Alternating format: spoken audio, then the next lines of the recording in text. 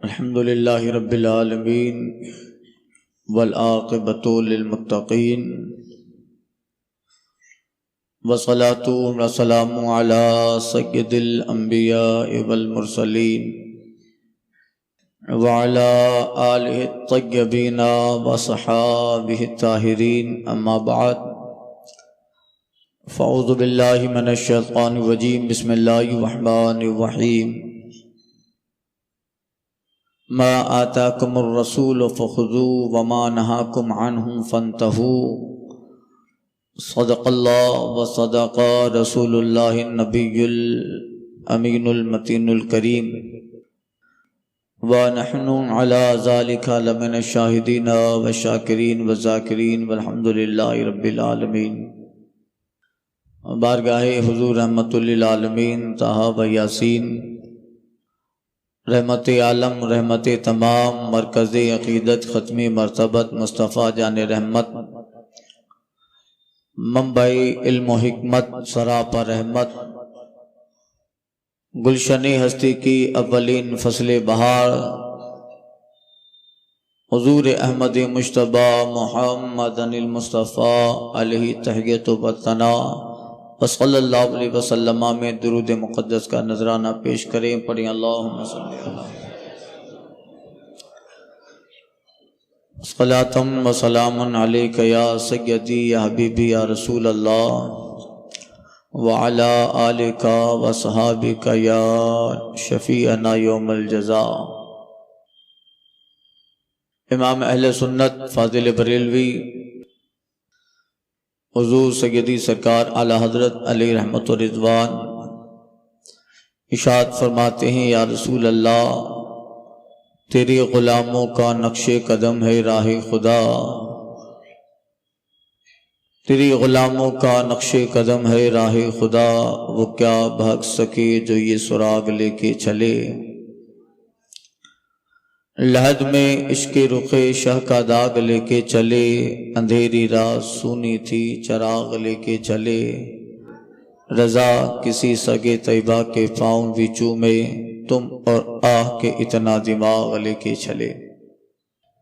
حضرات، گزشتہ بیان میں بارگاہ حضور رحمت للعالمین صلی اللہ علیہ وسلم میں نذرانہ محبت پیش کیے، اور خطبہ ابو طالب، پھر خطبہ ام معبد، اور دیگر خطبات جن میں سرکار صلی اللہ علیہ وسلم کی صفت شان، اور خطبہ بحیرہ راہب عرض کیا، جس سے یہ پتہ چلا کہ نبی کریم صلی اللہ علیہ وسلم کو اللہ تعالیٰ نے وہ مقام رفیع عطا فرمایا کہ آپ کی دنیا میں جلوہ گری سے پہلے انبیاء کرام کے دور میں اللہ تعالیٰ نے آپ کا ذکر جاری و ساری فرمایا۔ اللہ تعالیٰ نے آپ کو یہ سارے کمالات اور خوبیاں عطا فرمائی، اور اپنے نور خاص سے اللہ نے اپنے محبوب گرامی وقار صلی اللہ علیہ وسلم کا نور پیدا فرمایا، جیسا کہ حضرت جابر کی حدیث ہے، ان جابر قال قلت یا رسول اللہ اخبرنی عن اول شیء خلق اللہ تعالی من قبل الاشیاء۔ حضرت جابر کہتے ہیں، یا رسول اللہ ہمیں خبر دیجئے اللہ تعالیٰ نے سب سے پہلے کس چیز کو پیدا فرمایا۔ آقا کہتے ہیں، یا جابر ان اللہ تعالیٰ خلق نور نبی کا قبل الاشیاء وفی ذالک الوقت فلا لوح ولا قلم ولا السماء ولا الارض الى آخر الحدیث۔ آقا فرماتے ہیں، جابر اللہ تعالیٰ نے سب سے پہلے اپنے نور خاص سے تیرے نبی کے نور کو پیدا فرمایا، اور یہ وہ وقت تھا کہ نہ لوح، نہ قلم، نہ زمین، نہ آسمان، نہ عرش نہ کرسی نہ برگ و بر نہ باغ و ثمر نہ تیغ و سپر کچھ نہ تھا، اللہ نے اپنے نور سے صرف اور صرف تیرے نبی کے نور کو تخلیق فرمایا۔ اس احادیث سے ان باتوں سے پتہ چلا کہ اللہ تعالیٰ نے اپنے محبوب کا ذکر کتنا عام و تام فرمایا، جاری اور ساری فرمایا۔ اس لیے اعلان نبوت سے پہلے چاہے بحیرہ راہب ہو یا ابو طالب کا قصیدہ ہو یا سرکار کے نکاح کے وقت خطبہ نکاح جو ابو طالب نے دیا وہ ہو، شام کا راہب نستورہ اس کا خطبہ ہو، یہ ساری باتیں اس بات کی طرف اشارہ کر رہی ہیں کہ اس پوری خلقت میں اللہ تعالیٰ کے بعد اگر کوئی سب سے بڑی ذات ہے تو اس کے حبیب مکرم صلی اللہ علیہ وسلم کی ذات ہے، اور حضور علیہ الصلوۃ والتسلیم ہی ہے رب کے بعد۔ کسی نے کہا لم یمکن الثناء کما کان حقہ، بعد از خدا بزرگ تو ہی قصہ مختصر، آپ کی ثنا آپ کی تعریف کوئی نہیں کر سکتا، مختصر یہ کہ خدا کے بعد اگر کوئی بڑی ذات ہے تو یا رسول اللہ آپ ہیں اور اسی پہ بس ہے۔ اب اللہ تعالیٰ نے جب اتنا کمال اپنے محبوب کو عطا فرمایا تو حضور کی زندگی اور سرکار کی سیرت میں اللہ تعالیٰ نے ایسے انمول موتی رکھے اور اتنے کمالات دیے کہ سرکار کی حیات پاک کا ایک ایک لمحہ، میں نے کل عرض کیا مولانا روم فرماتے ہیں کہ حضور کی زندگی کا ہر لمحہ بھی تبلیغ ہے، پیغمبری ہے۔ حضور اگر خاموش رہیں تب بھی خطبہ ہے، سرکار بولیں تو پھر تبلیغ ہے، حضور ارشاد فرمائیں تو پھر حیات بخش سرکار کے وہ جوامع الکلم ہیں، اور اگر سرکار خاموش رہتے ہیں تو حضور کی خاموشی بھی اذان ہے، حضور کی خاموشی بھی تبلیغ ہے، حضور کا چپ رہنا بھی اللہ کے دین کی تبلیغ ہے۔ آل حضرت کہتے ہیں حیرت ہیں آئینہ دارے وفود وصف گل، حیرت ہیں آئینہ دارے وفود وصف گل، ان کے بلبل کی خاموشی بھی لب اظہار ہے۔ اب اللہ نے ان سارے کمالات کے ساتھ حضور کو ایک بات جو عطا فرمائی وہ ہے جوامع الکلم، جامع کلمے۔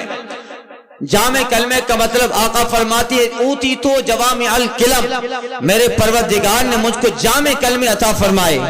اور اس کی تشریح علماء و محدثین فرماتے ہیں کہ آقا علیہ الصلوۃ والتسلیم نے اپنی پوری حیات مقدسہ میں نہ کبھی بیہودہ بات کہی، نہ کبھی بے معنی لفظ کہے، نہ کبھی مجہول بات کہی۔ آقا علیہ الصلوۃ والتسلیم نے جب بھی اپنی زبان رسالت سے جو ارشاد فرمایا، آپ کا وہ جملہ چند شبدوں پہ مشتمل ہو، چند کلمات پہ مشتمل ہو، چند حرفوں کا مجمع ہو، مگر اس مختصر سے جملے اور کلمہ میں اللہ تعالیٰ نے جو حکمتیں، دانائیاں، اسرار اور رموز رکھے ہیں، آج 1400 سال کا طویل عرصہ گزر جانے کے بعد ایک ایک مصطفیٰ جان رحمت کی احادیث کو پڑھے محدثین، شارحین، مفسرین، علماء، امت کے صالحین اور امت کے جو ہے بڑے بڑے اہل علم حضور کی ان ایک ایک حدیث پہ شرح کرتے آ رہے ہیں، تشریح کرتے آ رہے ہیں، اس ایک ایک حدیث پر قلم چلانے والے قلم چلاتے آ رہے ہیں۔ 1400 سال کا طویل عرصہ گزرنے کے بعد بھی حضور کے ان جامع کلموں کو کما حق کوئی قلم بند نہیں کر پایا۔ اس لیے سرکار کو اللہ تعالیٰ نے جوامع الکلم عطا فرمائے۔ حضور جو کہتے ہیں وہ جامع کلمے ہیں، جس کلموں میں حکمتیں ہیں، ان کلموں کا ایک ظاہری معنی ہوتا ہے، ایک باطنی معنی ہوتا ہے، ایک ظاہر میں وہ بات ہے، ایک اس کی باطن میں شرح اور تشریح ہوتی ہے۔ حضرت ام معبد نے اپنے خطبے میں سرکار کے لیے کہا تھا حلو المنطق مصطفیٰ میٹھی زبان والے ہیں، لا نظر ولا حضر، نہ مصطفیٰ بیہودہ بات کرتے نہ مصطفیٰ بے معنی بات کرتے۔ ان کی بات کا تو حال یہ ہوتا جب بھی کرتے اذا امرا تبادروا الی امرہ، جب کسی بات کا حکم دیتے ہیں ان کے ساتھی اس حکم کو بجا لانے کے لیے آگے گر پڑتے ہیں۔ حلو المنطق شیریں گفتگو والے، کأنہ منطقو خرزات نظم یتحدرنا، مصطفیٰ کی بات کیا ہوتی تھی؟ ایسا لگتا تھا جیسے لبوں سے پھولوں کی جھڑیاں موتی ٹپک رہے ہیں۔ موتیوں کی لڑیاں ٹپک رہی ہیں، آل حضرت کہتے ہیں، اور مصطفیٰ جان رحمت کے لبوں کا قصیدہ بیان فرماتے ہیں اللہ تعالیٰ نے حضور کو یہ جو ہے کلمات جامع عطا فرمائے، وہ لبھائے نازک ان کے ہزاروں جڑتے ہیں پھول جن سے، گلاب گلشن میں دیکھے بلبل یہ دیکھ گلشن گلاب میں۔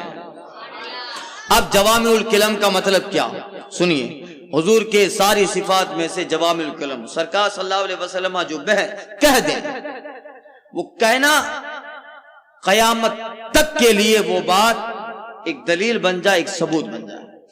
حضور ایک دن بیان فرما رہے تھے حدیث، چونکہ آج خطبہ حجۃ الوداع بیان کرنا ہے تو پہلے آپ کو حضور کے الفاظ کی اہمیت بتا دوں۔ سرکار علیہ الصلوۃ والتسلیم ایک دن بیان کر رہے تھے کہ رات کو اٹھو اور پانی کی پیاس لگے، حدیث کا مفہوم بیان کر رہا ہوں، تو آقا فرماتے ہیں کہ برتن کو چیک کر لیا کرو، دیکھ لیا کرو۔ اب وہ لائٹ کا زمانہ تو تھا نہیں، پرمکھ صاحب بھائی صاحب چراغ جلاتے تھے لوگ، اور جب سوتے تھے تو چراغ بجھا دیتے تھے، غربت ہوتی تھی۔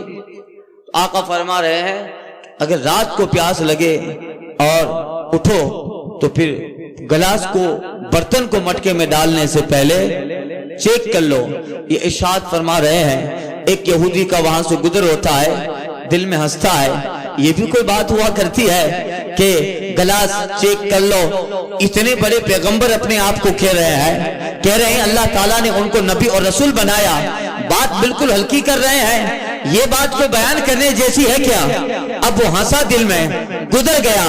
اب دیکھیے حضور کی سیرت اور حضور کے جوامع الکلم کا اثر، اتفاق اسی شب وہ یہودی رات کو پانی کی پیاس اس کو لگتی ہے، وہ اٹھا، جیسے ہی نیند سے پانی کی پیاس پانی کے لیے اٹھا، اپنے مٹکے کے پاس گیا، جیسے ہی مٹکے کے پاس جاتا ہے، شام میں جو سرکار کے زبان رسالت سے چند الفاظ اس کی سماعت میں ٹکرائے تھے، وہ بات اسے یاد آ گئی کہ پیغمبر کہہ رہے تھے کہ اگر رات کو پانی کی پیاس لگے تو گلاس چیک کر لیا کرو، پھر مٹکے میں ڈالو، پھر ہونٹوں پہ لگاؤ۔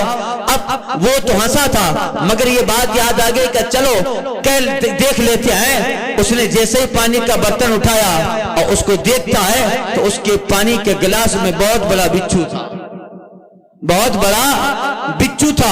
اگر وہ نہ دیکھتا، مٹکے میں ڈال دیتا یا وہ پانی کا گلاس اپنے ہونٹوں سے لگاتا، ظاہر بات ہے وہ بچھو اس کے ہونٹوں کو کاٹ لیتا۔ جیسے ہی اس نے گلاس اٹھایا دیکھا اندر بچھو ہے، فوراً پٹک ڈالا۔ اب صبح جب اٹھتا ہے اس کا دماغ اسے کہہ رہا ہے کہ جس پیغمبر کی ایک بات تم نے سنی اس کو نکار دیا، مگر اسی بات نے رات کو تیرے جان پہ جب آفت پڑی تھی تو بچایا۔ جس کی سیرت کا ایک بات جس کی تیری جان کی ضمانت بن جائے، بتا اگر اس کی پوری زندگی، اس کے پورے حیات، ان کی پوری سیرت اور ان کی ساری باتوں کو سنے گا تو پھر وہ زندگی اور دنیا میں کتنا فائدہ دے گے۔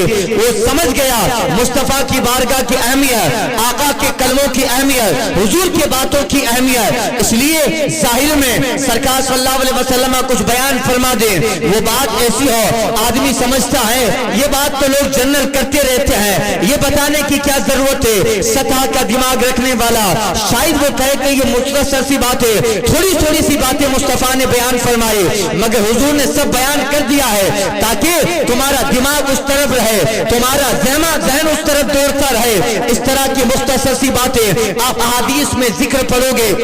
آقا فرماتے ہیں جب صبح بسترے سے اٹھو ہاتھ دھو لیا کرو۔ مصطفیٰ فرماتے ہیں کبھی جاؤ اور استنجا کی حاجت ہو، بیل میں پیشاب مت کرو، سوراخ میں پیشاب نہ کرو، ہو سکتا ہے کہ مبادا اس میں کوئی جانور ہو۔ مصطفیٰ جان رحمت کی حدیث کا مفہوم ہے کپڑا بیٹھ کے پہن لیا کرو، کپڑا کھڑے ہو کے نہ پہنا کرو، پاجامہ پہننا ہے بیٹھ کے پہنو۔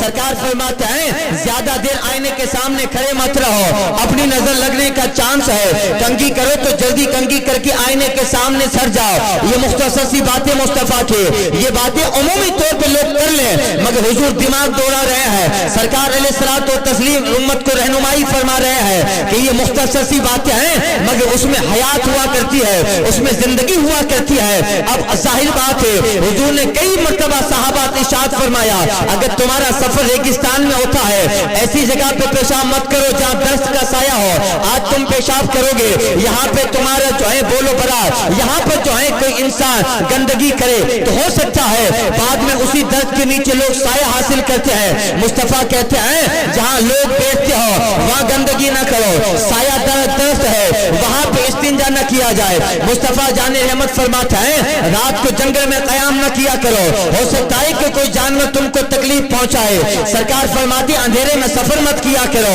اور اگر اس رات کی تاریکی نہیں ہے اور آسمان کا چاند اپنی آب و تاب پہ ہے تو پھر الگ مسئلہ ہے. یہ مختصر سی باتیں مصطفیٰ کی مگر انسان کو زندگی دے رہی ہے, انسان کو حیات بخش رہی ہے. حضور کی حیات کے یہی الفاظ ہیں جنہیں جامع الکلم کہا گیا.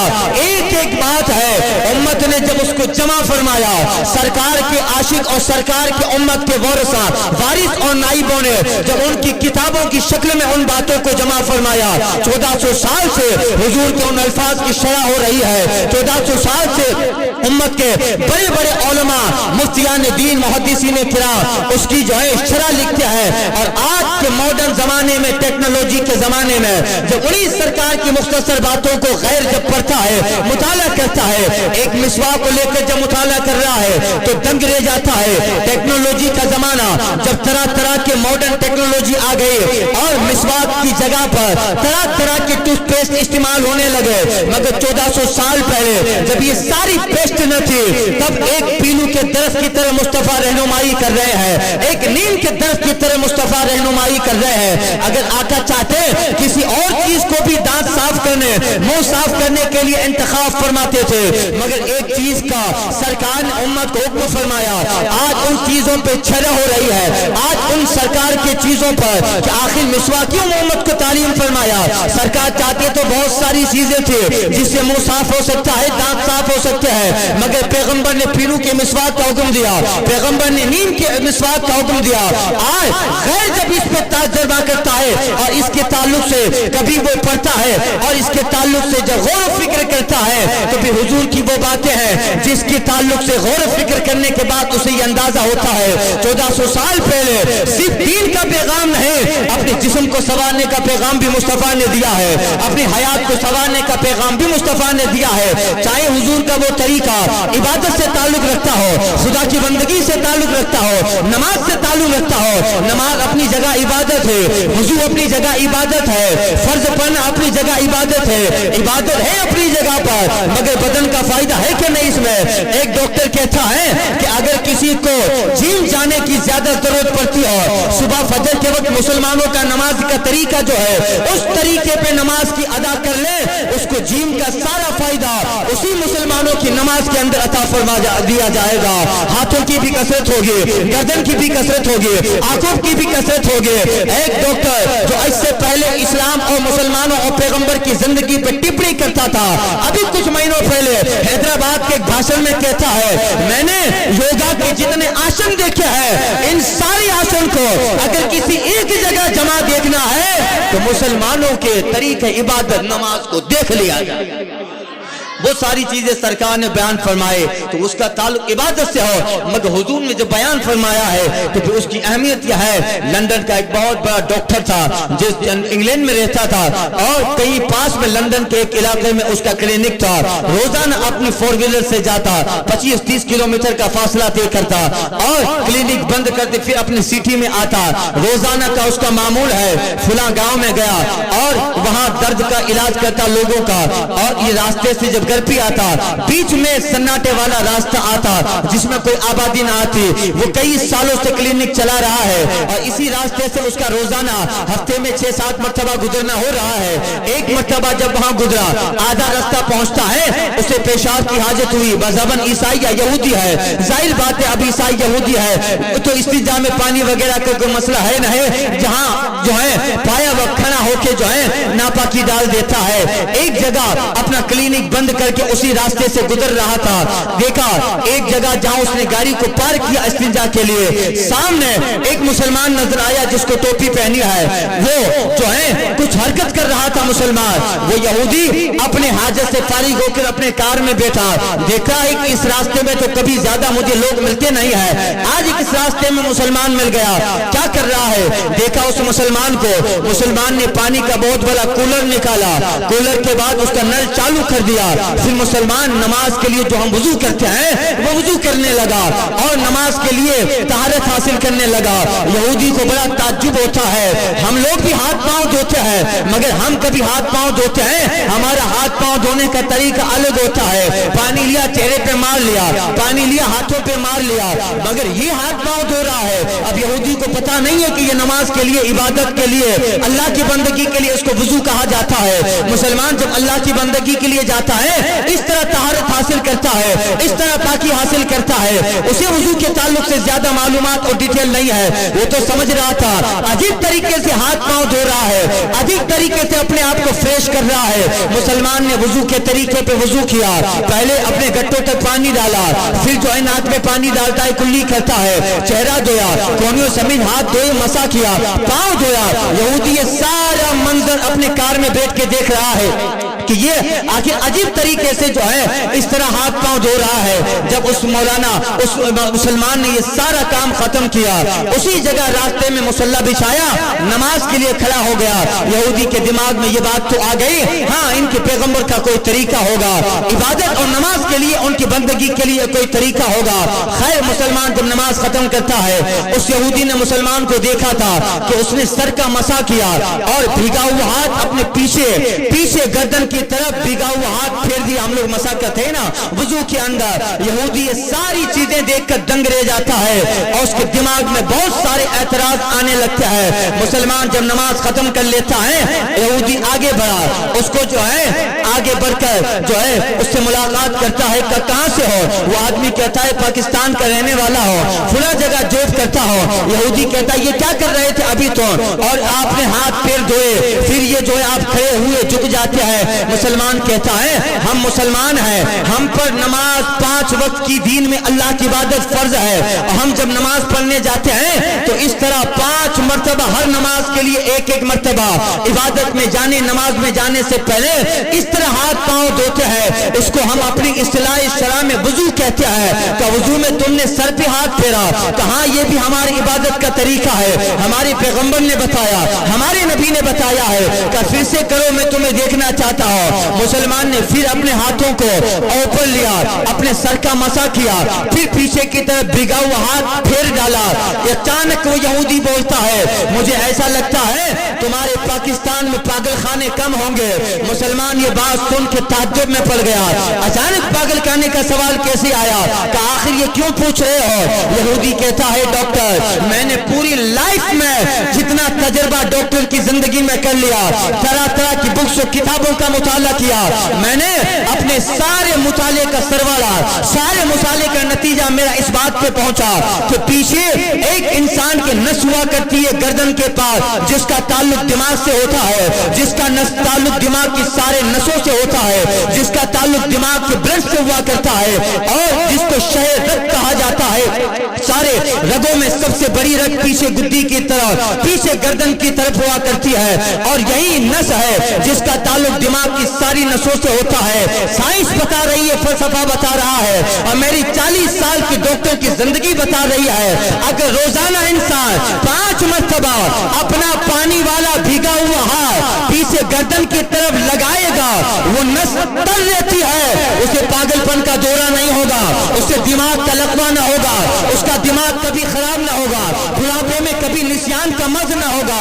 سارا کبھی فلسفہ سائنس یہ کہہ رہی ہے اس نس کو تر رکھا جائے, اس پہ روزانہ 2 4 5 مرتبہ پانی والا بھیگا ہوا ہاتھ پھیر دیا جائے تو پھر دماغ ہمیشہ ایکٹیو رہتا ہے, پاگل پن کا دورہ نہیں آتا ہے, لقوہ دماغ کا نہ ہوگا. اس لیے تم مسلمان ہو اور پاکستان اسلامی ملک کے بنام, اس لیے وہاں سارے لوگ اس طرح وضو کرتے ہیں, کہاں سارے لوگ اس طرح وضو کرتے ہیں, کہ جو اس طرح کرے گا وہاں پاگل پن نہ ہوگا. اس لیے میں کہتا ہوں کہ تمہارے ملک میں پاگل خانے کم ہوں گے. اللہ اللہ. اب دیکھیے وہ جوامع الکلم سرکار کے, وہ کہتا ہے ہمیں تو پتہ نہیں ہے, نہ میں نے کبھی اس بات کی طرف نظر دوڑائی کہ پاکستان میں کتنے پاگل خانے ہیں یا نہیں ہے, مگر ہاں یہ طریقہ ہم کوئی سائنٹیفک طریقے سے نہیں کر رہے ہیں کہ کسی فلسفی نے بتایا ہو, اس لیے ہم یہ سب چیزیں کر رہے ہیں. मुझे तो आज तुम बता रहे हो कि इस तरह करने से पागलपन का दौरा नहीं होता है, मगर ये तो 1400 साल पहले हमारे पैगंबर ने बताया है, हमारे नबी ने बताया है। वो कहता है तुम्हारे नबी की तालीम सर्वश्रेष्ठ है, सबसे बेहतर है। क्या पता चला इस वाक़ये से?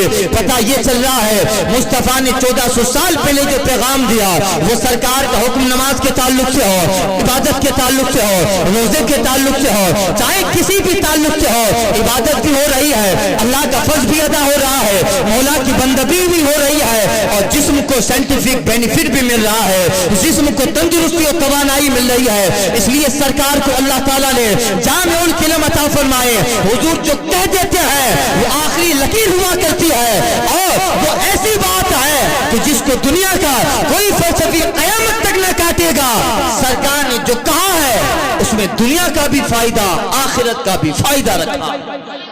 इसलिए सरकार सल्लल्लाहु अलैहि वसल्लम की जिंदगी और आप हयात का मुताला करें। हुजूर ने एक एक जो लफ्ज बताया है और उन खुतबात को उम्मत के उलमा, सूफिया और मुहद्दिसीन ने जमा फरमाया, और वक्तन फवक्तन सरकार अपने उम्मत को तालीम देते रहे तुम्हें क्या करना है, तुम्हें क्या नहीं करना है, किस तरह तुम्हें जो है जिंदगी गुजारनी है।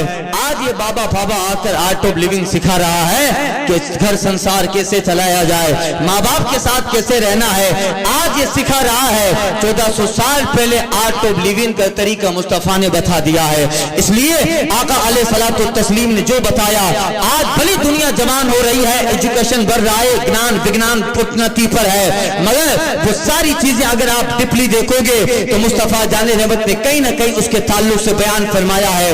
आप राजकोट जाओ, आगे अहमदाबाद आपको जाना है, आप बड़ौदा जाओ, सूरत जाओ, वापी जाओ, नौसारी जाओ, आपको आज जगह जगह बड़े बड़े बोर्ड लिखे मिलेंगे, save the daughter save the girl, Beti Bachao Beti Padhao. आज गुज़िश्ता 10 साल से हुकूमत के अंदर बेदारी आई और लोग बेटी बचाओ का अभियान चला रहे हैं, बेटी पढ़ाओ का अभियान चला रहे हैं। जब हिंदुस्तान की मर्दों शुमारी की गई तो पता चला कि मर्दों का कोटा अप है, औरतों का कोटा डाउन है। अगर इसी तरह होता रहा तो फिर हर आने वाले कुछ सालों के अंदर 10 मर्दों के साथ में सिर्फ 2 औरतें रह जाएगी, तो उन 10 में से 2 मर्द औरत से निकाह कर लेंगे, बाकी 8 मर्द कहां जाएंगे।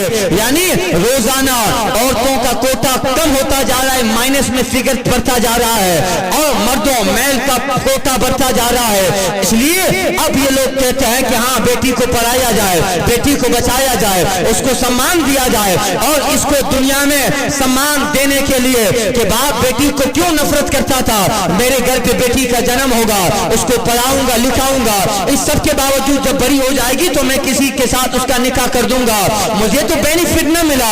इसलिए उस बात की इस फिक्र को दूर करने के लिए हुकूमत ने, हिंदुस्तान नहीं सारी दुनिया में हुकूमत ने एक अभियान चलाया, बेटी पैदा हो तो हुकूमत उसके पैदाइश पे तुम्हें मुआवजा देगी, ये बीबी की महर की तरह रकम दी जाएगी, बच्चे की पैदाइश की तरह तुम्हें रकम दी जाएगी, ताकि बाप के दिमाग में अपने बाल अपने आगे वाली जिंदगी का ख्याल न रहे, और बेटी को बचाए बेटी को पढ़ाए।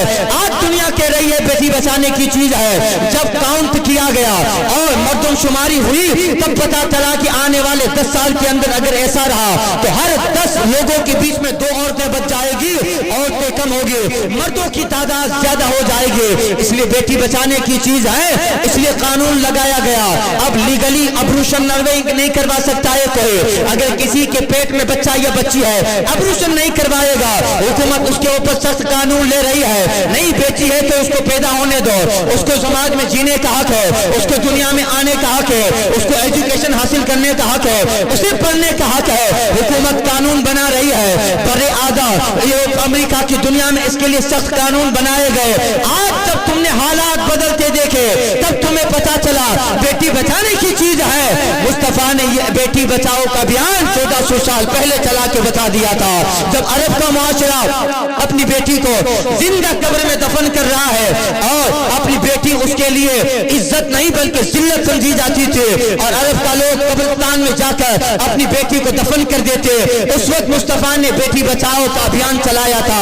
ऐ लोगों, ये मारने की चीज नहीं है, ये तो रहमत खुदा बंदी बन के आई है, खुदा का रिस्क लेके आई है। और मुस्तफा ने सहाबा और आगे वाले आने वाली उम्मत तो दुनिया के लोगों को इस चीज को मजबूती से पकड़ने के लिए आका ने उसकी रहमत और उसकी ज़ाफ़तें बता डाली ताकि आइंदा बाप अपनी बेटी को कत्ल न करे, अपनी बेटी को मारे न है। मुस्तफ़ा कहता है तू क्यों डर रहा है कि तेरा रिस्क इसके ऊपर, तेरे ऊपर इसका रिस्क होगा? नहीं नहीं, अल्लाह के रसूल फरमाता है वो तेरी रिस्क तेरी रोजी न खाएगी, बल्कि जब दुनिया में आएगी वो अपनी रोजी खाएगी। और मुस्तफ़ा फरमाता है जहां बेटी आएगी अल्लाह उस बेटी के बाप को डबल रिस्क अता फरमा देता है, उसकी रोजियों में बरकतें दे देता है, उसके घरों में बरकतें देता है। मुस्तफ़ा फरमाता है अल्लाह जब किसी इंसान से राजी होता है उसके घर पे अल्लाह ताला बेटी को अता फरमाता है। अल्लाह ताला की रहमत किसी इंसान से करीब होती है, अल्लाह ताला उसकी बीवी के वतन से बेटी अता फरमाता है। अल्लाह का करम जिस बंदे के करीब होता है अल्लाह ताला उसे बेटी अता फरमाता है। जगह जगह मुस्तफ़ा ने बच्चियों की अहमियत को बताया और आका फरमाता है बहुत मुस्तमद अपनी बेटी को। मुस्तफ़ा कहता है अगर तेरे घर पे बेटी का जन्म हुआ, तूने परवरिश की, अच्छी तालीम दी, अखलाक सिखाया, बड़ी हो गई तेरी बेटी और अच्छी जगह पे उसका निकाह कर दिया, मुस्तफ़ा कहता है वो बेटी का बाप और मैं इस तरह जन्नत में जाएंगे जैसे ये दो उंगलियां मिली हुई है। ये बशारत से मुस्तफ़ा दे रहे हैं। आज दुनिया को पता चला बेटी पढ़ाने, बेटी बचाने की चीज है। 1400 साल पहले मुस्तफ़ा ने ये बता दिया। सरकार के आंगन में सैयदा ज़हरा, हुजूर के आंगन में उम्मे कुलसूम, सरकार के आंगन में जनाब ज़ैनब, सरकार के आंगन में हजरत रुक़ैया, ये सरकार की साहबजादियां हैं। और मुस्तफ़ा जब अपनी बेटी जनाब फातिमा ज़हरा को देखते हैं, सहाबा के दरमियान मुस्तफ़ा फरमाते हैं अना अबुल बनात, अना अबुल बनात, अना अबुल बनात। ऐ सहाबा मुझे खुशी है मेरे रब ने मुझे बेटियों का बाप बनाया, मेरे परवरदिगार ने मुझे बेटियों का बाप बनाया, इस पे मुझे खुशी का इजहार है। मैं खुशी का इजहार करता हूँ। क्या मतलब? आने वाला दौर मुस्तफ़ा जाने रहमत की सीरत और सरकार अलैहिस्सलातु तस्लीम के जितने भी अक़वाल हैं उन पे गौर व फिक्र होता रहेगा और लोगों को पता चलेगा हुजूर की बातों की अहमियत क्या है। इसलिए सरकार ने हिजरी 10 में जो है हज्जतुल वदा का मौका है, सरकार सल्लल्लाहु अलैहि वसल्लम ने आखिरी हज फरमाया और आखिरी हज में 1 लाख से ज्यादा सहाबा किराम का मजमा अरफात के मैदान में जमा है। और मुस्तफ़ा फरमाता है लअल्ला अन ला अलकाकुम बाद आमी हादा, ऐ सहाबा हो सकता है आने वाले साल मैं तुमसे यहाँ न मिलूं, इसलिए मैं तुम्हें कुछ बातें बताता हूँ। ऐ सहाबा नोट कर लो, तुम में से जो हाजिर है उस पे जरूरी है कि मेरी बात गायब तक पहुंचा डाले। अब सरकार सल्लल्लाहु अलैहि वसल्लम ने जो जवामिउल किलम अल्लाह अल्लाह वो बातें इरशाद फरमाई और सरकार सल्लल्लाहु अलैहि वसल्लम ने हज्जतुल वदा का जो खुतबा दिया, बड़ा तवील खुतबा है। मुहद्दिसीन ने बुखारी, मुस्लिम, अबू दाऊद, तिरमिजी, नसई इन सारी अहादीस की किताबों में कुछ ना कुछ उनके जुमले और कुछ ना कुछ उसके ताल्लुक से मुहद्दिसीन ने बयान फरमाया। देखिए मुस्तफ़ा जाने रहमत का तवील खुतबा है, उसके चंद जुज़िये, चंद अंश और चंद बातें आपके समाअतों के हवाले कर रहा हूँ कि इंसान को हयात और उस हयात को निखारने वाले मुस्तफ़ा के जुमले, उसकी अहमियत सुनिए। मुस्तफ़ा जाने रहमत एक ऊंटनी पे जलवाबार है, कस्बा नामी ऊंटनी है और एक पहाड़ है जबले रहमत और नीचे 1 लाख से ज्यादा सहाबा किराम का मजमा लगा है। और मुस्तफ़ा जाने रहमत फरमाते हैं अल्हम्दुलिल्लाह नहमदुहु व नस्तईनुहु व नस्तगफिरुहु व नुमिनु बिही व नतवक्कलु अलैहि। अल्लाह ताला की हम्द है, मैं उसी से मदद तलब करता हूँ और उसी रब की जात पर मैं भरोसा करता हूँ। बाद अल्हम्दुलिल्लाह ताला, अल्लाह ताला की हम्द के बाद वसनाउ अलैहि और अल्लाह ताला की तारीफ के बाद या अय्युहन नास, ऐ लोगो इन्ना दिमाअकुम व अम्वालुकुम अलैकुम हराम इला अन तल्क़ु रब्बकुम का हुर्मति यौमिकुम हाज़ा फी शहरिकुम हाज़ा फी बलदिकुम। ऐ लोगो तुम्हारा आपस में एक दूसरे पर एक दूसरे का माल, एक दूसरे पर एक दूसरे का खून, एक दूसरे पर एक दूसरे की इज्जतें ऐसे हराम है जैसे आज इस हरमत वाले अजमत वाले मकान और इस बैतुल्लाह और अल्लाह के घर की हुर्मत का जो मकाम है। यानी इसका मतलब यह है अब जिसका माल है उसी का मालिक है, जिसका खून है उसी का खून है और तुम्हें किसी के माल, किसी का खून और किसी की इज्जत से नहीं खेलना है। आका फरमाते हैं अन तल्क़ु रब्बकुम, अन करीब तुम अपने परवरदिगार से मुलाकात करने वाले हो। سنو وَإِنَّكُمْ سَتَلْقُونَ رَبَّكُمْ، ان قریب تمہیں اپنے رب سے ملنا ہے. فَسَيَسْأَلُكُمْ عَنْ أَعْمَالِكُمْ، وہ رب تعالیٰ تم سے تمہارے اعمال کے تعلق سے پوچھے گا. آقا فرماتے ہیں قد بلغتکم، صحابہ میں نے تمہیں بتا دیا. صحابہ سے پوچھ رہے ہیں قد بلغتکم، کیا میں نے بتا ڈالا؟ قالو ہاں یا رسول اللہ، آپ نے سب اللہ کے احکام پہنچا ڈالے. کل بلغتا الینا، آقا پہنچا چکے. ومن کانت عنده امانۃ فلیردها لمن ائتمن علیہا. سنو جس کے پاس کسی کی امانت ہو، چاہے کھجور کی گٹھلی ہی کیوں نہ ہو، اس کو لوٹا دے جس کی امانت ہے. فلیردها الی ائتمن علیہا، چاہے امانت کے طور پہ کھجور کی گٹھلی ہی کیوں نہ ہو، اس کو دے دے جس کی وہ چیز ہے. آقا فرماتے ہیں وَإِنَّا كُلَّ رِبَا مَوْضَعُ وَلَكِنْ لَكُمْ رُؤُوسُكُمْ أَمْلُوسَ أَمْوَالِكُمْ وَلَا يَظْلَمُونَ وَلَا تَظْلِمُونَ. سنو، ربا سود باطل ہے اور میرے دین میں سود جائز نہیں ہے. ہاں تمہارے لیے جائز کیا ہے؟ اِنَّا رُؤُوسَ أَمْوَالِكُمْ، تمہارا خالص مال یہ تمہارے لیے جائز ہے. لا تظلمون ولا تظلمون ولا یظلمون، نہ تم کسی پہ ظلم کرو تو تم پر بھی کسی طرف سے ظلم نہیں ہوگا. آقا فرماتے ہیں قد اللہ انہ لا ربا، اللہ تعالیٰ نے فیصلہ فرما دیا کہ سود نہیں ہے، سود نہیں ہے.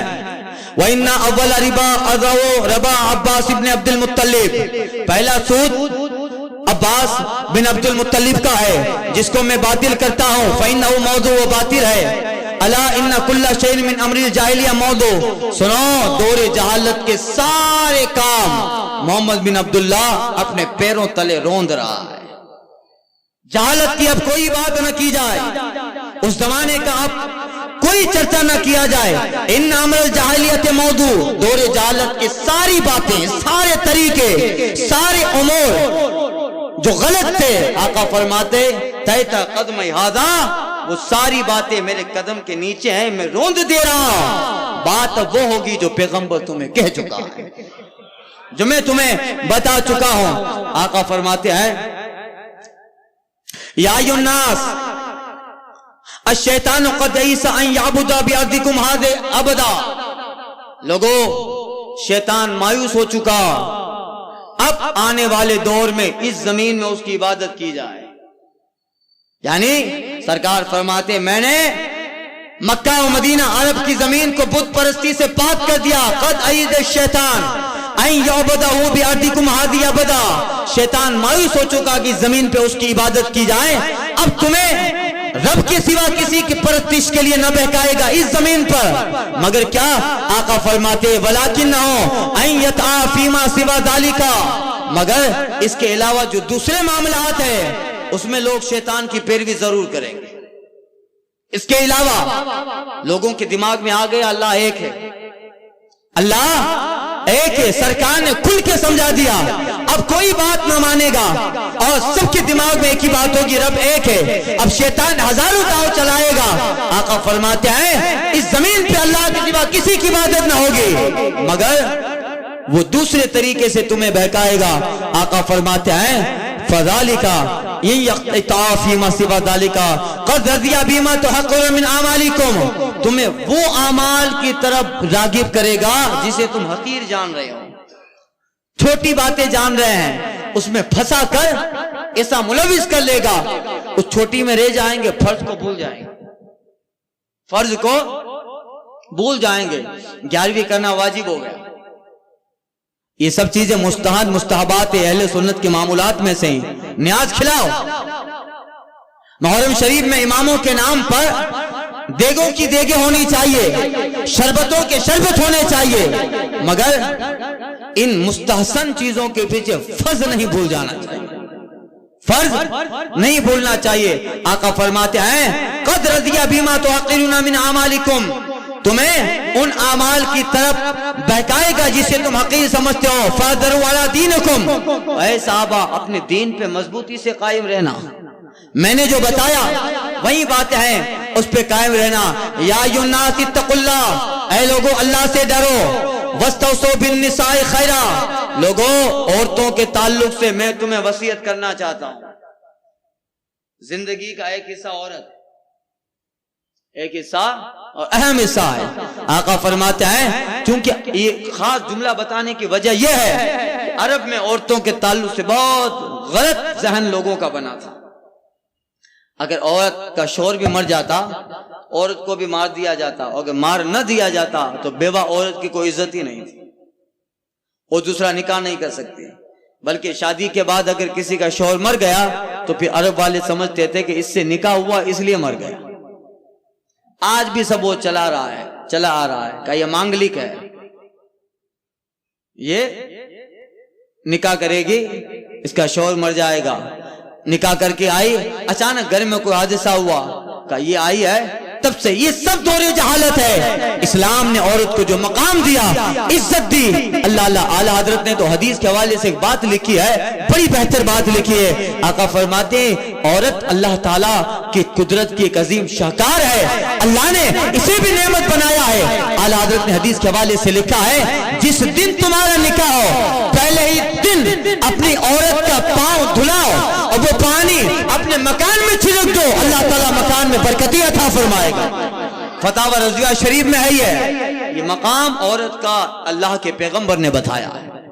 آج جہاں اس کی عزت نہیں ہے، آج دیکھ لو پورا یورپ رو رہا ہے، 10% لوگ شادی کر رہے ہیں ابھی، باقی 99%، بلکہ اس سے بھی فگر ہائسٹ ہوتا جا رہا ہے۔ اب وہاں کا دانشور چلا رہا ہے کہ پھر ایسا ہوگا آنے والے دور میں 100% جو اولاد ہوگی سب زنا کی ہوگی۔ ابھی کا فگر ہے 60% یورپ میں ایسے بچے ہیں جو اننون فادر، جس کے باپ کا کوئی پتہ نہیں۔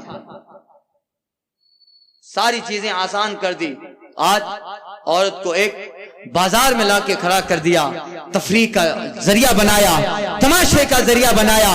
ہم بھی کہتے ہیں عورت کندھے سے کندھا ملا کے چلے، مگر اس کا مطلب نہیں ہے پیٹرول پمپ پہ عورت کو لا کے کھڑا کر دو، مال میں اس کو لا کے کھڑا کر دو، بازاروں میں اس کو لا کے کھڑا کر دو۔ اسلام نے ایک عجیب اور پیغمبر اعظم نے ایک جو ہے حسین دستور عطا فرمایا، مرد کمائے گا وہ باہر کی زینت ہے، عورت تمہارے گھر کی زینت ہے، وہ گھر کی ملکہ بن کے رہے، تم باہر بادشاہ بن کے رہو۔ جہاں یہ قانون رہے گا وہ گھر دنیا میں جنت کا نمونہ ہوگا۔ ابھی کا جو حال بتا رہا ہوں، ابھی جب عورت گھر سے باہر نکلی ہے، شوہر سے اس کا تعلق ختم ہو گیا ہے، اور اس موبائل نے 10 بوائے فرینڈ کو اس کے اندر ڈال دیا، 10 بوائے فرینڈ کو اس کے اندر ڈال دیا۔ اب ادھر سے ختم کر کے ادھر بات کر رہی ہے، ادھر سے ختم کر کے ادھر بات کر رہی ہے، اور تفریح کا ذریعہ بن گئے۔ نتیجہ کیا ہوا؟ مسلمانوں میں تو ابھی بھی الحمدللہ کرم سرکاروں کا غنیمت ہے۔ اس سال کا فگر بتا رہا ہوں، طلاق کی جتنی وارداتیں ہوئی ہیں غیروں کے اندر، اس کی فگر کا ایک ڈاکٹر ایک وکیل نے اس کا سروانہ دیا، جس قدر اس سال یعنی 2015 سے لے کر ابھی تک جس قدر طلاق کی وارداتیں ہوئی ہیں، ڈاکٹر کہتا ہے اس میں سے 70% طلاق کی واردات اس لیے تھی کہ عورت کا تعلق موبائل کے ذریعے کسی اور سے تھا اور شوہر نے طلاق دی۔ یہ جب باہر نکلی ہے اسے کھلونا بنا دیا گیا، اس کی عزت کو پیروں تلے رون دیا گیا، اور اس کی عزت کا جب خیال نہ کیا گیا، اس کو جو ہے شہوت مٹانے کا ذریعہ سمجھا گیا۔ مصطفیٰ نے اس عورت کو تو گھر کی ملکہ وہ رانی بنایا، اور مصطفیٰ فرماتے ہیں اچھا شوہر وہ ہے، کیا کہتے ہیں مشکات کی حدیث ہے، اچھا شوہر وہ ہے کہ جو بیوی کو دیکھے تو راضی ہو جائے، اچھی بیوی وہ ہے جو اپنے شوہر کو دیکھے تو اس کا دل خوش ہو جائے۔ کتنا بڑا مقام دیا مصطفیٰ نے۔ آقا فرماتے ہیں کہ سنو، تم اگر ایک تھوڑی دیر کے لیے نزہت المجالس وغیرہ میں مکاشفۃ القلوب میں امام غزالی نے لکھا ہے، اگر رات کو تھکے ہارے آ گئے، گھر پہ کھانا کھایا، اپنی بیوی کے ساتھ بیٹھ کر اگر تم نے کھانا کھایا ہے، امام غزالی لکھتے ہیں راضی ہو کر خوشی سے اللہ کی نعمت ہے یہ بیوی، اور اس کو میں نے کتاب اللہ سے حلال کیا ہے، اور اللہ کے رسول نے اس کی جو ہے حقوق کا مجھ پہ حکم دیا ہے، یہ ساری چیزوں کو دماغ میں رکھ کر ایک تھکا ہوا شوہر جب بیوی کے پاس بیٹھے گا اور اس کے ساتھ کھانا کھائے گا، امام غزالی نے لکھا ہے تھوڑی دیر اس کے ساتھ بیٹھ کر کھانا کھائے گا، اللہ 1 سال کے نفلی اعتکاف کا تجھے ثواب عطا فرمائے۔ 1 سال کے نفلی اعتکاف کا ثواب۔ یہ کس لیے مصطفیٰ نے بتایا؟ تاکہ تمہارا معاشرہ بہتر رہے، تمہاری گھریلو زندگی بہتر رہے، اور یہ سرکار کی حدیث سے دماغ میں رہے گی، اس کے دماغ میں بیوی کے دماغ میں اس کا شور ہوگا، محبت برقرار رہے گی، نہ اس میں خلل آئے، نہ اس میں گناہ آئے، نہ اس میں زیادتی آئے، نہ اس میں کوئی ایسی چیز آئے۔ دونوں مصطفیٰ کی تعلیم پہ عمل کر رہے ہیں۔ عورت کے لیے اس کا شور بادشاہ ہے، اور شور کے لیے اس کی عورت ملکہ ہے۔ عورت سمجھ رہی ہے اس کی فرماداری مجھے جنت میں لے جائے گی، شور سمجھ رہا ہے اس کا حق مجھے جنت میں لے جائے گا۔ جب اس طرح بات ہوگی وہ گھر دنیا میں جنت کا نمونہ۔ اس لیے آج عورتوں کو بازار میں لا کے کھڑا کر دیا، نتیجہ بھوگت رہے ہیں، نتیجہ بھوگت رہے ہیں۔ اب سنیے، ایک صاحب مجھے کہہ رہے تھے، اپنے نہیں تھے، غیر تھے، وہ کہہ رہے تھے باپو مجھے دھندا نہیں ملا، نوکری نہیں مل رہی ہے۔ بولے کھاتے کیا ہو؟ کہا ایک مال میں میری بیوی کام کرتی ہے۔ اچھا تو تم کو تو اچھا ہے بھائی، سارا دن موبائل لے کے پڑے رہو۔ کہا باپو بہت ذلت والی زندگی۔ کیوں؟ کہا مجھے نوکری نہ ملی، میں گھر پہ بیٹھا ہوں، اب میری بیوی جب مجھے کما کے دیتی ہے اور اس سے جب 50 روپیہ میں مانگتا ہوں، اور جس ذلت کے ساتھ 50 روپیہ ملتا ہے باپو، وہ 50 روپیے کی جو ذلت ہے وہ مجھے اتنی خطرناک لگتی ہے کہ کروڑوں کو ٹھوکر مار دو مگر وہ ذلت کو میں نہ برداشت کروں۔ اسی لیے مصطفیٰ نے فرمایا، آقا فرماتے ہیں الرجال قوامون علی النساء، قرآن میں اللہ فرماتا ہے مرد عورتوں کا حاکم ہے۔ جب الٹا ہوگا، عورتیں حاکم بن جائیں گی تو شاید ظاہر بات ہے معاملہ ایسا ہی ہوگا۔ اس لیے اسلام اور پیغمبر کی زندگی اور حضور کے ایک ایک لفظ بھی ہزاروں حکمتیں ہیں۔ خیر وقت ہو رہا ہے، آقا فرماتے ہیں یا ایھا الناس، اے لوگو اتقوا اللہ، اللہ سے ڈرو، استوصی بالنساء خیرا، میں تمہیں عورتوں کے تعلق سے وصیت کرتا ہوں، فإنہن عندکم اوان، بے شک یہ تمہارے پاس ہیں، تمہارے پاس تحفہ ہیں، تمہاری ملکیت میں ہیں، تمہارے قبضے میں ہیں، لا یملکو لنفسہن شیئا، یہ جب تک تمہارے پاس ہیں خود کی ایک چیز کی بھی مالک نہیں ہیں، سب شوہر کا ہے، مگر جب تمہاری ملکیت میں ہے اب تمہیں کیا کرنا ہے اس کے ساتھ۔ آقا فرماتے ہیں وَإِنَّكُمْ مِمَّا أَخَذْتُمُوهُنَّ بِأَمَانَةِ اللَّهِ، تم نے اسے اللہ کی امانت سمجھ کر اپنے قبضے میں لیا ہے۔ یہ کیا ہے؟ اللہ کی امانتیں ہیں۔ نکاح کر کے عورت کو قبضے میں جب لیا، آقا فرماتے إِنَّكُمْ أَخَذْتُمُوهُنَّ بِأَمَانَةِ اللَّهِ، اللہ کی امانت ہے جو تمہارے قبضے میں آئی ہے۔ اب اللہ کی امانت میں خیانت کرو گے کیا؟ اللہ کی امانت میں آقا فرماتے ہیں سنو، وَاسْتَحَلْتُمْ بِفُرُوجِهُنَّ بِكِتَابِ اللَّهِ، اور تم نے اس کے جسم کو اللہ کی کتاب سے حلال کیا ہے۔ آقا کہتے ہیں وَلَكُمْ عَلَيْهِنَّ حَقًّا، تمہارے لیے ان عورتوں پر حق ہے، وَلَهُنَّ عَلَيْكُمْ حق، اور ان کے لیے بھی تمہارے پر حق ہے، وَلَكُمْ عَلَيْهِنَّ أَن لَا يُؤْتِينَ فُرُوجَكُمْ أَحَدًا، ترک رہو، عورتوں پر تمہارا حق یہ ہے کہ وہ عورت کبھی بھی اپنے بسترے کے قریب اس کو نہ آنے دے جس کو تو ناپسند کرتا۔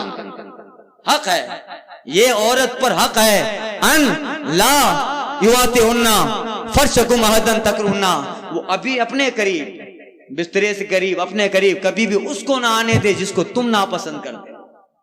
سمجھ گئے آپ؟ اور آقا فرماتے وَلَئِنَّ أَن لَا يَأْتِينَ بِفَاحِشَةٍ، اور عورتوں کے لیے ضروری ہے کہ بدکار نہ ہو جائیں اور گناہ کے کر نہ بیٹھے، وَإِن فَعَلْنَا، اور اگر کبھی وہ گناہ کر بیٹھے، غلط کام اس سے ہو جائے، قَدْ أَذِنَ لَكُمْ أَن يُهَاجِرْهُنَّ فِي الْمَضَاجِعِ، تو اللہ تعالیٰ نے تجھے حکم دیا ہے ڈائریکٹ طلاق مت دے، اگر اس سے کوئی غلطی ہو گئی تو پہلے سونے میں اس کا بستر الگ کر دے، یُهَاجِرْهُنَّ فِي الْمَضَاجِعِ، بستر الگ کر، وَتَضْرِبْهُنَّ ضَرْبًا غَيْرَ مَجْرَى، اور اگر ضرورت پڑے تو ہلکی مار مار، اب اتنا نہیں کہ آستین چلا کے زوردار تماچا لگا دے، ضربن غیر مجرا، آقا کہتے ہیں ہلکی مار، जिससे ज्यादा तकलीफ ना हो, सुधर जाए। फ़ैनन तहना फलौन अलैना अर्दहुन रिस्कुन व किस्मौन बिल मारूफ, अगर तुम्हारे समझाने और तुम्हारे हल्की मार से वो सुधर जाए तो फिर तुम्हारे जिम्मा उसकी रोजी है, उसका कपड़ा है, उसका खाना है, ये सब तुम्हारे जिम्मा है। फाकिलू, तो ऐ लोगो खूब समझ लो, खूब समझ लो। या अय्युहन्नास क़ूलू फ़इन्नी क़द बल्लग़्तुकुम, ऐ लोगो मेरी बात है, क्या मैंने पहुंचा दिया? क़ालू, साहबा कहते हाँ या रसूल अल्लाह, आपने पहुंचा डाला, आपने पहुंचा डाला। वक़द तरतुकुम फ़ीकुम मा लम तदिल्लु बादी अबदा इन असमतुम बिही, ऐ लोगो मैं तुम में दो चीजें छोड़ के जा रहा हूं, अगर उन्हें इख्तियार करोगे, मजबूती से उनको पकड़ लोगे, कभी गुमराह ना होगे। अमरैन, दो की चीजें हैं। आका फरमाते किताबुल्लाह अज़्ज़ा व जल, अल्लाह ताला की किताब, व सुन्नत नबी, और तुम्हारे नबी का तरीका, इससे मजबूती से पकड़ो, कभी गुमराह नहीं होंगे। और एक हदीस में बताया इतरती, मेरे सहाबा छोड़ के जा रहा हूं, मेरी अहले बैत छोड़ के जा रहा हूं, उन्हें मजबूती से पकड़ो। आका फरमाते हैं या अय्युहन्नास इस्माउ क़ौली वाक़िलू, लोगों मेरी बात सुन लो और खूब समझ लो। अन्ना कुल्ला मुस्लिम अखुन लिमुस्लिम, हर मुसलमान दूसरे मुसलमान का भाई है, हर मुसलमान दूसरे मुसलमान का भाई है। वन्नल मुस्लिमीना इख्वा फला यहिल्लु लिअम्रिन मिन अखीही इल्ला मा आताहु अल्लाहु अन तीबि नफ्सिन, तो किसी भी मुसलमान के लिए जायज नहीं है अपने दूसरे मुसलमान का कोई माल ले ले, कोई चीज बगैर इजाजत के उठा ले, इल्ला मिन तीबि नफ्सिन, मगर हाँ उसकी रजा से कोई दे तो अलग बात है, अपनी रजा से कोई दे तो अलग बात है। वला तुज़लिमुन्ना अनफुसकुम, ऐ लोगो अपने आप पे जुल्म न करो। वालमू अन्नल क़ुलूब, और ऐ लोगो यकीन करो। आका अलैहिस्सलातु तस्लीम आगे फरमाते हैं, ऐ लोगो इन्ना दावतहुम तौहीतो मिन बराहिम व मन तकुनी दुनिया नियतु तजअलुल्लाहु तआला यजअलुल्लाहु ला फ़क़रहु बैन ऐनैहि, ऐ लोगो सुनो, जिसकी नीयत, जिसका इरादा दुनिया कमाने का हो, अल्लाह ताला उसकी दोनों आंखों के दरमियान गुर्बत डाल देगा। वयशत्तितु अलैहि ग़यअतहु, और अल्लाह ताला उसके सारे मामलात तितर बितर मुंतशिर कर देगा। वला याती मिना इल्ला मा कुतिबा लहु, और उस इंसान को दुनिया उतनी ही मिलेगी जितना अल्लाह ने लिखा है। दुनिया में रहकर जो सिर्फ दुनिया तलब करेगा, अल्लाह ताला उसकी आंखों के दरमियान गुर्बत लगा देगा, फकीरी लगा देगा, कुछ न मिलेगा उसे। और आका फरमाते वमन तकुनिल आखिरा नियतुहु, और जिसकी नीयत दुनिया में आखिरत कमाने की हो, सुभान अल्लाह, और जिसकी नीयत दुनिया में आखिरत कमाने की हो, यजअलुल्लाहु गिनाहु फी क़ल्बिही, अल्लाह ताला गिना मालदारी उसके दिल में उतार देगा। वयुक्फी ग़यअतहु, उसके सारे मामला अल्लाह ताला बना देगा।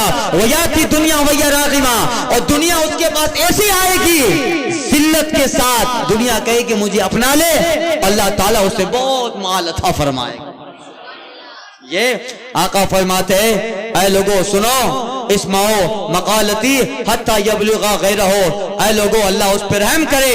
रहीम अल्लाह इमरान, इमरान समिया मकालती हत्ता यबलुगा गैरहु, अल्लाह ताला उस बंदे पर रहम करेगा जिसने मेरी बात सुनी और दूसरों तक पहुंचाया। ये रोजाना 4 दिन से तकरीर सुनने आ रहा है, 4 दिन से पंछी, चौथा दिन है और इसी टाइम पे आता है। 3 दिन से मैं तजुर्बा कर रहा हूं, अल्हम्दुलिल्लाह। सरकार का जिक्र है, अब हुजूर की बारगाह यही करती हैं चिड़ियां फरियाद, यहीं से चाहती है हिरनी दाद, इसी दर पे शुतराने नाशाद गिला रंजो ना करते हैं। सुनिए आखिरी बात, फिर फरमाया या अय्युहन्नास इन्नल्लाह क़द अद्दा लिकुल्लि ज़ी हक़्क़िन हक़्क़हु, अल्लाह ताला ने अल्लाह ताला ने हर हक वाले का हक बता डाला, किसको क्या देना है, किसको क्या नहीं देना, सब किताबुल्लाह में बताया। फ़इन्नहु ला यजूज़ु वसियतु लिवारिसिन, तो अब किसी भी वसीयत करने वाले के लिए जायज नहीं है कि अपने वारिस के अलावा किसी और की वसीयत कर जाए जो तिहाई माल से ज्यादा हो। ना बाप और बेटे का नहीं बन रहा था, बाप के मेरे बेटे को नहीं देना है, मेरे दोस्त को सारा माल दे देना, जायज नहीं, जायज اللہ نے سب بتا دیا کس کو کتنا ملے گا. انہ لا یجوز وصیۃ لوارث، اب وارث کے لیے اس کے علاوہ کی وصیت جائز نہیں ہے. والولد للفراش، بچہ اس کا ہے جس کے بسترے پر پیدا ہو. بچہ اس کا ہے جس کے بسترے پر پیدا ہوا. وللعائر اجر، اور زنا کرنے والے کے لیے پتھر ہے. بچہ اسی کا سمجھا جائے گا جس کے بسترے پر پیدا ہوا ہے. تو یہ حضور اب اس کی بہت بڑی تشریح ہے. آقا فرماتے ومن ادعا الى غیر ابیہ او تولی غیر موالی فعلی لعنۃ اللہ والملائکۃ والناس اجمعین. تو اب جو کوئی اپنے آپ کو اپنے باپ کے علاوہ کا بیٹا بتائے، یا غلام اپنے آپ کو اپنے مالک کے علاوہ کا غلام بتائے، آقا کہتا ہے اللہ، فرشتے اور تمام لوگوں کی اس پہ لعنت ہے. اب سید نہیں ہو سید بتائے گا، وہی مراد. وہ خان نہیں ہے، اپنے آپ کو خان بتا رہا ہے. نیچی برادری کا ہی اپنے آپ کو شیخ بتا رہا ہے. اپنے آپ کو کسی برادری کا بتا رہا ہے دوسری کا، گویا اپنے ماں پہ زنا کی تہمت لگا رہا ہے. اپنے ماں پر وہ نہیں ہوا. آقا فرماتے ہیں سنو، بچہ اس کا ہے جس کے بسترے پر پیدا ہوا، اور جو اپنے آپ کو اپنے باپ کے علاوہ کی طرف منسوب کرے، یا غلام اپنے آپ کو اپنے آقا کے علاوہ کی طرف منسوب کرے، اس پر اللہ، فرشتے اور تمام لوگوں کی لعنت ہے. اور پھر کیا ہے؟ لا یقبل اللہ تعالی منہ صرفا ولا عدلا، اللہ تعالیٰ ایسے انسان کا نہ فرض قبول کرے گا نہ نفل. ایسے انسان کا فرض قبول کرے نہ اللہ تعالیٰ اس کا نفل کرے. اور رسول پاک صلی اللہ علیہ وسلم نے آخری بات فرمائی، سنو اے لوگو، الیوم، آج میں جاہلیت کے سارے قانون کو دوڑ رہا ہوں. لا فخر عربین علی عجمین، ولا عجمی علی عربی، ولا ابید علی اسود، ولا اسود علی عربی ابید الا بالتقوی ان اکرمکم عند اللہ اتقاکم. تلا ہذه الآیہ. رسول پاک فرماتے ہیں جاہلیت کے سارے قانون کو تار تار کرتا ہوں. آج کے بعد کوئی عربی عجمی سے بڑا نہیں ہے، عجمی عربی سے بڑا نہیں ہے. آج کے بعد کوئی گورا کارے سے بہتر نہیں ہے، کوئی کالا گورے سے بہتر نہیں ہے. آج کے دن تم میں سب سے بہتر وہ ہے جو اللہ سے زیادہ ڈرنے والا. ان اکرمکم عند اللہ اتقاکم، تمہارے رب کے نزدیک تم میں سے سب سے بہتر وہ ہے جو اللہ سے زیادہ ڈرنے والا ہے. انکم قائلون، آقا فرماتے ہیں انکم تسالون عنی، بتاؤ قیامت کے دن میرے تعلق سے اللہ تم سے پوچھے گا. اللہ حضور کیا کہتے ہیں؟ انکم تسالون عنی، قیامت کے دن اللہ میرے تعلق سے تمہیں پوچھے گا. وما انتم قائلون، کیا جواب دو گے؟ صحابہ سے کہہ رہے ہیں میرے تعلق سے رب پوچھے گا، کیا جواب دو گے؟ اب صحابہ تو صحابہ تھے، کہتے ہیں یا رسول اللہ نشہد انکا بلغتا وادیتا ونصحتا، ہم گواہی دیں گے یا رسول اللہ آپ نے اللہ کے سارے احکام پہنچا ڈالے، آپ نے تبلیغ کر ڈالے، آپ نے سارے حق ادا کر دیے. حضور ہم گواہی دیں گے آپ نے ہم کو خوب اچھی طرح نصیحت کر ڈالی، آپ نے کوئی چیز چھوڑی نہیں یا رسول اللہ. ہم خدا کی بارگاہ میں آپ کے گواہ ہیں. آپ کو اللہ نے منصب رسالت عطا فرمایا، اور رسالت کی جتنی ذمہ داریاں تھی یا رسول اللہ قیامت کے دن ہم حساب لیں گے. انکا ادیتا وبلغتا ونصحتا، حضور آپ نے ہمیں سارے احکام پہنچا ڈالے، تبلیغ کر ڈالی، حضور ہم آپ کی تبلیغ سے راضی ہو گئے. الیوم